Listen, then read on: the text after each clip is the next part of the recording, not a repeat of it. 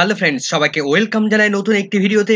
এই মুহূর্তে যে আপডেটটির দিকে আমরা নজর রাখবো সেটি হচ্ছে স্কুল সার্ভিস কমিশনের মাধ্যমে 4টি প্যানেল বাতিল হয়েছে। ইতিমধ্যে আমরা সবাই জেনে গেছি প্রায় 25,000 শিক্ষক এবং অশিক্ষক কর্মীর চাকরি বাতিল হয়েছে। এখন কেন এত সংখ্যক শিক্ষকের বা অশিক্ষক কর্মীর চাকরি বাতিল করলো কলকাতা হাইকোর্ট? কি কারণ ছিল, কি কারণে চাকরি বাতিল করতে বাধ্য হলেন মাননীয় বিচারপতি দেবাংশু বসাক এবং মাননীয় বিচারপতি সাব্বার রশিদের স্পেশাল ডিভিশন বেঞ্চ? টোটাল 17টি বিষয়ে প্রবলেম রয়েছে 2016 সালের এই প্যানেলগুলোতে। সম্পূর্ণভাবে রুলস না মেনে টোটাল 17টি আইন ভঙ্গ করে এই প্যানেল তৈরি করা হয়েছিল। এই 17টি ইস্যুগুলোকে কেন্দ্র করেই চাকরি বাতিল করলেন। এই সমস্যার বিষয়গুলো আজ আমরা জেনে নেব যে কোন কোন পয়েন্টগুলো মাননীয় বিচারপতিরা, এই যে 17টা পয়েন্টের কথা বলা হচ্ছে, সেই 17টা পয়েন্টগুলো অ্যাকচুয়ালি তারা কি উল্লেখ করলেন অর্ডার কপি এবং তার বিস্তারিত আমরা ব্যাখ্যা জানবো। তো ভিডিও শুরু করার আগে বলে রাখবো, বন্ধুরা যারা চ্যানেলটিতে নতুন আছেন অবশ্যই একটু সাবস্ক্রাইব করে রাখার অনুরোধ রইল। পাশে থাকা বেল আইকনটি অবশ্যই অন করে রাখবেন পরবর্তী ধরনের আপডেটটা পাওয়ার জন্য, এবং চ্যানেলটিতে নতুন হলে অবশ্যই একটু সাবস্ক্রাইব করে রাখার অনুরোধ রইল। তো চলুন বন্ধুরা, ভিডিওটি শুরু করা যাক। ইতিমধ্যেই 2016 সালে স্কুল সার্ভিস কমিশন নবম, দশম, একাদশ, দ্বাদশ, গ্রুপ সি, গ্রুপ ডি এই 4টি লেভেলে টোটাল 25,000 শিক্ষক অশিক্ষক কর্মী যে নিয়োগ করেছিল, সেই চাকরিগুলো যে বাতিল হলো তার অর্ডার কপি ইতিমধ্যে প্রকাশ পেয়ে গেছে, এবং সেই অর্ডার কপি নিয়ে ডিটেলস বিস্তারিত এর আগের ভিডিওটা আপনারা যদি না দেখে থাকেন অবশ্যই সেখানে বিস্তারিত আলোচনা করা হয়েছে। টোটাল অর্ডার কপিটার মূল পয়েন্টগুলোকে সেখানে তুলে ধরা হয়েছে।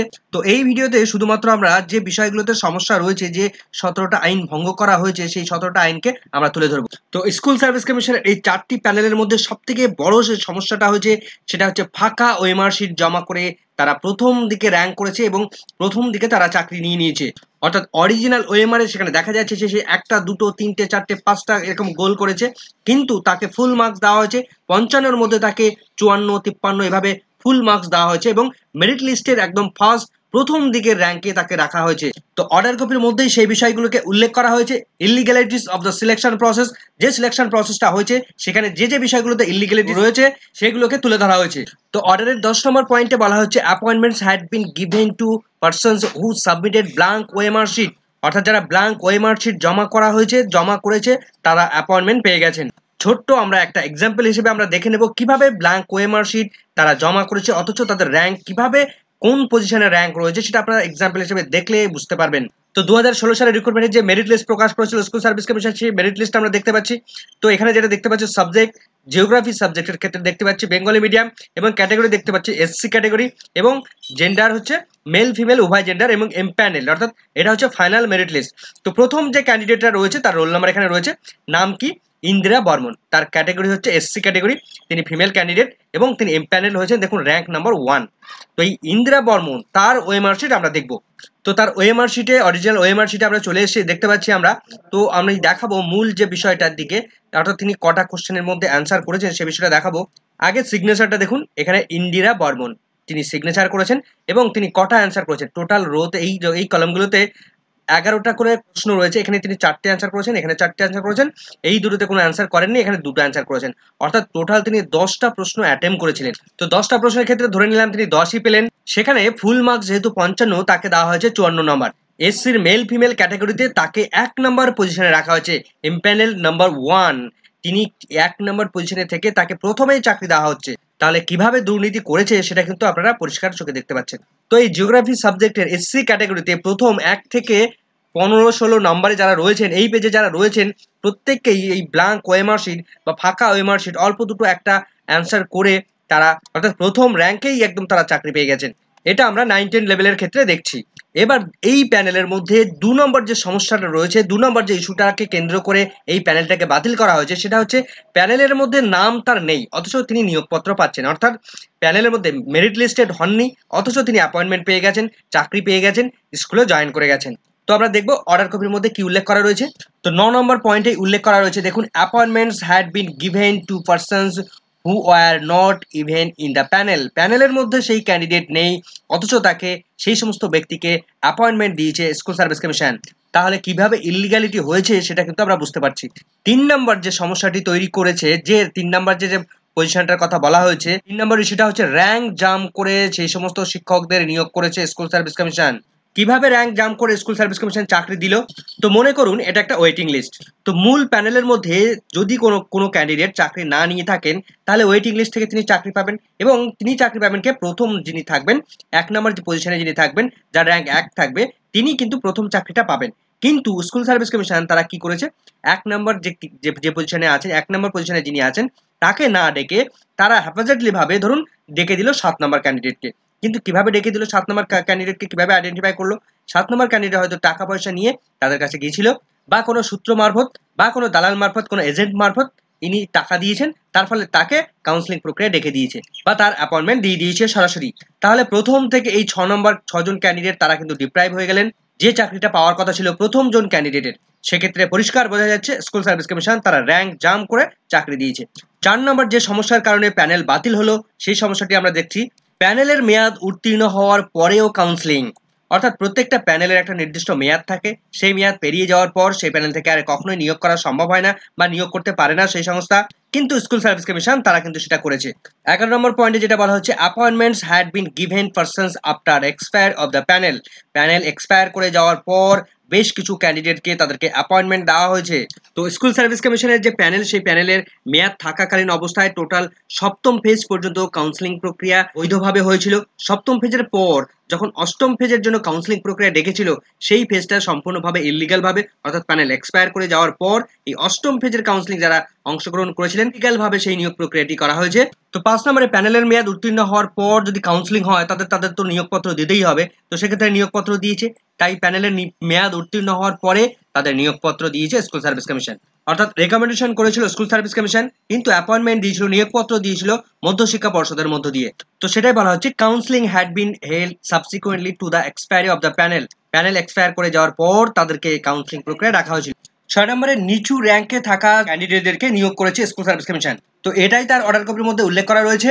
১২ নম্বর পয়েন্টে উল্লেখ করা রয়েছে, persons placed lower in the rank, অর্থাৎ লোয়ার র্যাঙ্ক যাদের যে সমস্ত ক্যান্ডিডেট রয়েছে, হ্যাড বিন গিভেন অ্যাপয়েন্টমেন্ট, তাদেরকে অ্যাপয়েন্টমেন্ট দেওয়া হয়েছে in preference to the persons placed higher rank in the merit list, অর্থাৎ মেরিট লিস্টের হায়ার র্যাঙ্কে যে সমস্ত ক্যান্ডিডেট রয়েছে তাদেরকে বাদ দিয়ে লোয়ার র্যাঙ্কে যে সমস্ত ক্যান্ডিডেট রয়েছে তাদেরকে অ্যাপয়েন্টমেন্ট দেওয়া হয়েছে।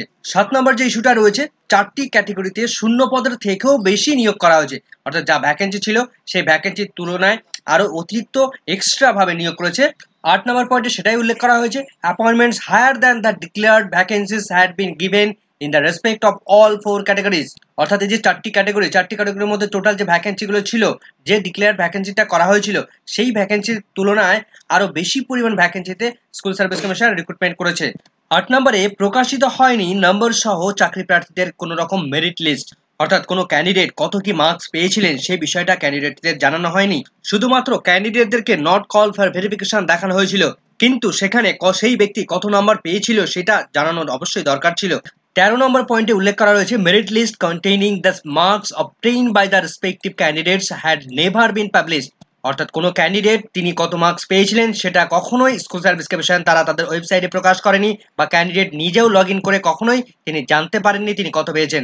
৯ নম্বরে যেটা বলা হয়েছে, বেআইনিভাবে গোপন টেন্ডারে নাইসাকে ওএমআর মূল্যায়নের দায়িত্ব দেওয়া হয়েছিল, অর্থাৎ ওপেন টেন্ডার হয়নি।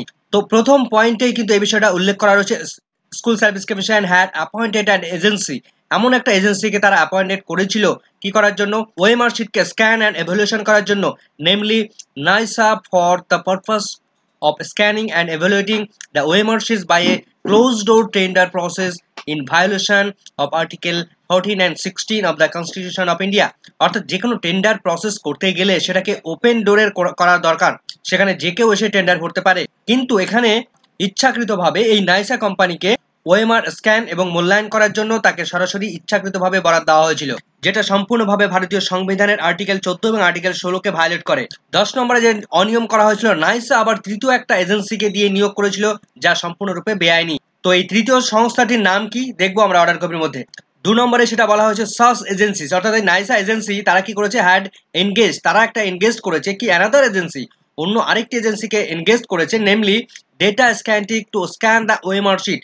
অর্থাৎ এই ডেটা স্ক্যান্টিক নামক একটা সংস্থাকে এই নাইসা সংস্থা তারা নতুনভাবে তারা সংযুক্ত করেছিল, বা তাদেরকে নিযুক্ত করেছিল এই ওএমআর শিটকে স্ক্যান বা এভালুয়েশন করার জন্য। কিন্তু স্কুল সার্ভিস কমিশন তারা কিন্তু জানতোই না, তারা এটা দাবি করেছে যে তারা জানতো না যে এই ডেটা স্ক্যান্টিক সংস্থাকে তারা নিযুক্ত করেছিল। 11 নম্বর পয়েন্টে বলা হচ্ছে ওএমআর স্ক্যান করা হয়েছে সিবিআই এসএসসির অফিসে, অর্থাৎ স্কুল সার্ভিস কমিশনের যে অফিসিয়াল বিল্ডিং রয়েছে সেই অফিসিয়াল বিল্ডিং এ স্ক্যান করা হয়েছে, যেটা সম্পূর্ণভাবে ইললিগাল, সম্পূর্ণভাবে অবৈধ। 3 নম্বর পয়েন্টে সেটা উল্লেখ করা হয়েছে all through scanning was done at the office premises of SSC, অর্থাৎ স্কুল সার্ভিস কমিশনের যে অফিসিয়াল বিল্ডিং রয়েছে, প্রেমিসেস রয়েছে, সেখানেই এই সংস্থাগুলো তারা স্ক্যান করেছিল। It is claim by school service commission that, school service commission তারা ক্লেম করেছে যে SSC had never engage data Scantech, school service commission কখনোই তারা এই ডেটা স্ক্যান্টিং সংস্থাকে নিযুক্ত করেনি। কিসের জন্য? To scan the OMR sheet, OMR শিটকে স্ক্যান করার জন্য অথরাইজ করেনি নাইসের সংস্থাকে। To engage data Scantech, Scantech সংস্থাকে কখনোই, এই ডেটা স্ক্যান্টিং সংস্থাকে কখনোই নাইসাকে বলেনি যে তোমরা এই ডেটা স্ক্যান্টিং সংস্থাকে নিযুক্ত করতে পারো। এনি আদার এজেন্সি, কোনো এজেন্সিকে তারা সংস্থার এই বরাদ দেয়নি। 12 নম্বরে যে ইস্যুটা পাওয়া গেছে, স্কুল সার্ভিস কমিশনের সার্ভারে সিবিআই এর কোনো স্ক্যান মিরর ইমেজ পাওয়া যায়নি, অর্থাৎ স্কুল সার্ভিস কমিশনের হাতে কোনো রকম ভাবে এই ওএমআর শিটের মিরর ইমেজ তারা ধরে রাখতে পারেনি বা তাদের কাছে নেই। 5 নম্বর পয়েন্টে সেটাই বলা হচ্ছে CBI did not find any scan mirror image of OMR sheet in the server of SSC, school service কমিশনে তাদের সার্ভারে অরিজিনাল যে ওএমআর শিট তার কোনো মিরর ইমেজ কপি, তাদের স্ক্যান কপি স্কুল সার্ভিস কমিশনের সার্ভারে কখনোই সিবিআই খুঁজে পায়নি।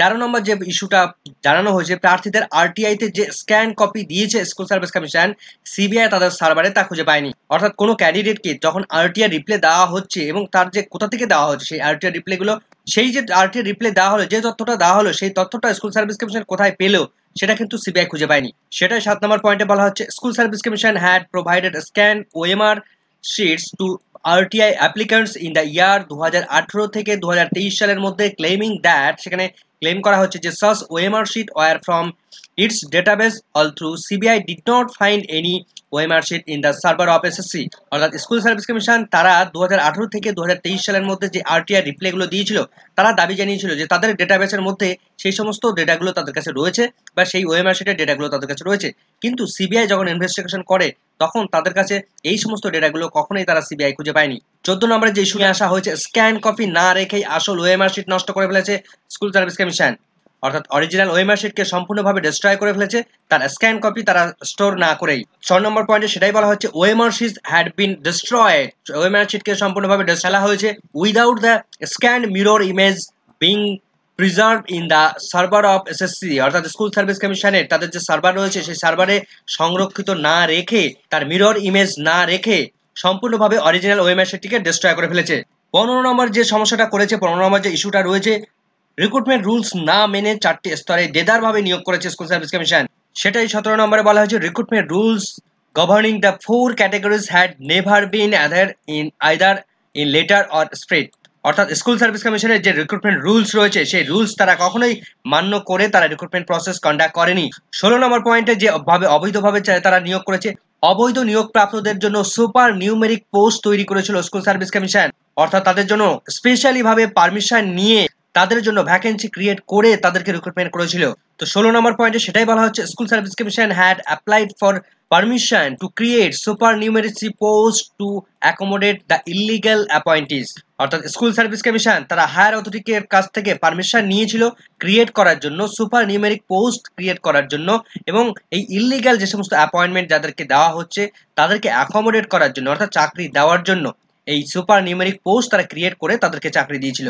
17 নম্বর যেটা বলা হচ্ছে বেআইনি নিয়োগের মোট সুবিধাভোগী কতজন এখনো অধরা রয়েছে, রাজ্য স্কুল সার্ভিস কমিশন পর্ষদের বক্তব্য এক্ষেত্রে অবাস্তব বলে মনে হচ্ছে। তো সেটাই 15 নম্বরে বলা হচ্ছে টোটাল বেনিফিশিয়ারি কারা সুবিধা ভোগ করেছিল অফ দ্য ইলিগ্যালিটিস, এই সমস্ত ইলিগাল কাজ করা করে কারা টাকা পয়সা তুলেছিল, কারা সুবিধা ভোগ করেছিল, আর ইয়েট টু বি আইডেন্টিফাইড, তাদেরকে আইডেন্টিফাই করা প্রয়োজন, and rendered improbable given the stand of SSC board and state, অর্থাৎ রাজ্য, বোর্ড এবং স্কুল সার্ভিস কমিশন প্রত্যেকটা ক্ষেত্রেই এই সমস্ত স্তরের ক্ষেত্রে কারা কারা এই সুবিধাগুলো ভোগ করেছিল তাদেরকে আইডেন্টিফাই করে প্রয়োজন মাফিক তেমন ব্যবস্থা গ্রহণ করা উচিত।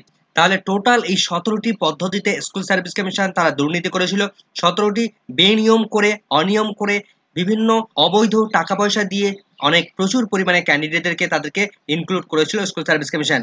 তো এই মুহূর্তে এই ভিডিওটি ভালো লাগলে অবশ্যই একটু লাইক এবং কমেন্ট করে যাবেন, চ্যানেলটিতে নতুন হলে অবশ্যই একটু সাবস্ক্রাইব করে রাখার অনুরোধ রইল, পাশে থাকা বেল আইকনটি অবশ্যই অন করে রাখবেন পরবর্তী ধরনের আপডেট পাওয়ার জন্য। সকলকে ধন্যবাদ।